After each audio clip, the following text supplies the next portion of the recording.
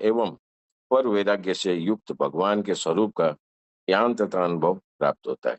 भक्तमाल महाभागवत श्री नाभादास जी महाराज की रचना है, जैसा कि इसके भक्तमाल नाम से ही स्पष्ट है।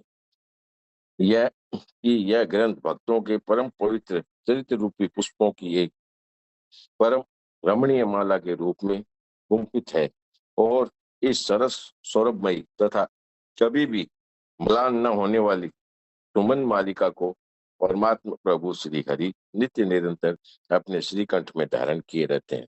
भक्तमाल में भक्तों का गुणगान है, यशोगान है और उनकी सरस लालित्यमयी लीला का विस्तार है।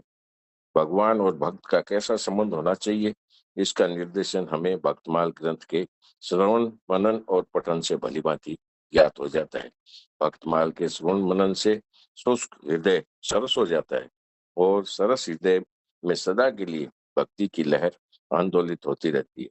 यही कारण है कि मत भागवत तथा श्री राम कथा के प्रवक्ता आचार्यगण भक्तमाल के भक्तों का दृष्टांत देकर सांगोपांग भक्ति रसों की सपुष्ट करते हैं। भगवत प्राप्ति के संसाधन में भगवान के मंगलमय पावन नाम के कीर्तन, उनके दिव्य रूप के चिंतन और उनकी ऐश्वर्यमयी माधुर्यमयी मनोरम लीलाओं के गान तथा चरित्र श्रवण की जितनी महिमा है, उससे भी कहीं अधिक महिमा भगवान के अनन्य प्रेमी भक्तों की पवित्र गाथाओं के पठन, श्रवण और मनन की है। भगवान ही जब भक्तों की महिमा का मुक्त कंठ से गान करते हैं, तो ऐसे सौभाग्यशाली भक्तों की महिमा की क्या सीमा। इतना ही नहीं, भगवान स्वयं कहते हैं कि मैं भक्तजनों के पीछे पीछे यह सोचकर निरंतर किया करता हूँ कि उनके चरणों की पवित्र धूल राशि उड़कर मेरे ऊपर पड़ जाए और मैं पवित्र हो जाऊं। वास्तव में भगवान और उनके भक्तों में भेद का अभाव है। इसलिए भगवान का कथन है कि मेरा भक्त संपूर्ण लोक को पावन बना देता है। भगवत प्राप्ति के जितने भी मार्ग शास्त्रों में निरूपित हैं, उनमें मार्ग को सर्वोत्तम तथा सहज मार्ग बताया गया है।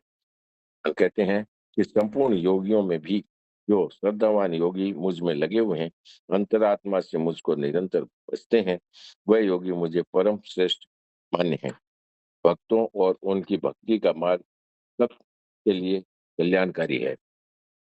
भगवान के प्रिय भक्तों की पुण्य गाथाएं अनादिकाल से विश्व के इतिहास में गाई जा रही है और अनंत काल तक गाई जाती रहेगी। ऐसे भक्तों का नाम स्मरण, उनके चरित्रों का मनन, उनके उपदेशों का पालन और उनकी भगवत प्रेम विषयक रहनी करनी अनुसरण करने से अंतकरण पवित्र हो जाता है और भगवत चरणाबिंदु में सहज ही अनुदित वर्धमान अनुराग उत्पन्न हो जाता है।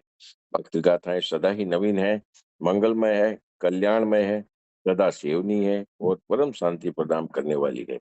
भगवान में अनंत गुण है और उनके प्रेमी भक्तों में भी अपार गुण है।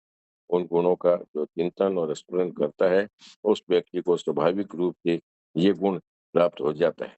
अपने जीवन को उज्जवल सद्गुणों से युक्त तथा भक्तिमय बनाने के लिए भक्तों के चरित्र रूपी सुधा सिंधु में अवगाहन करना चाहिए। भगवत प्राप्ति के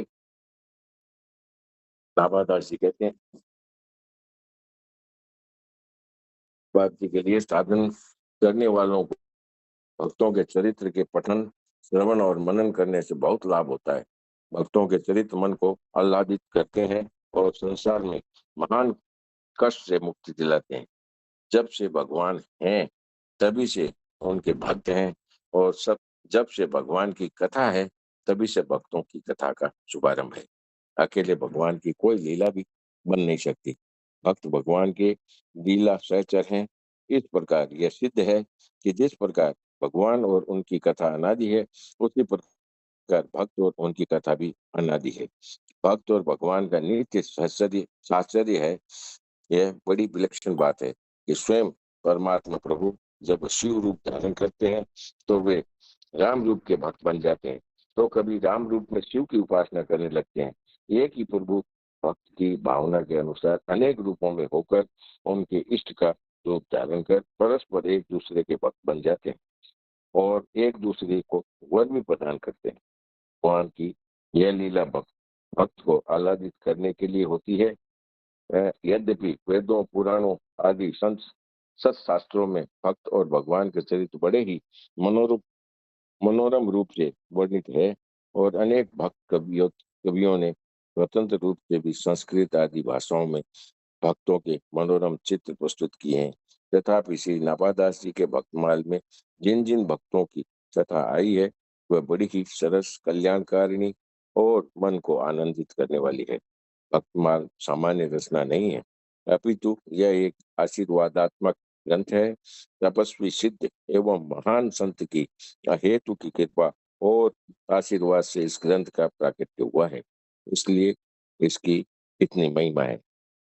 भक्तमाल के प्राकट्य की रोचक कथा ये अगले उसमें विषय में सुनाएंगे। आज यहीं तक रखता हूँ। राम राम।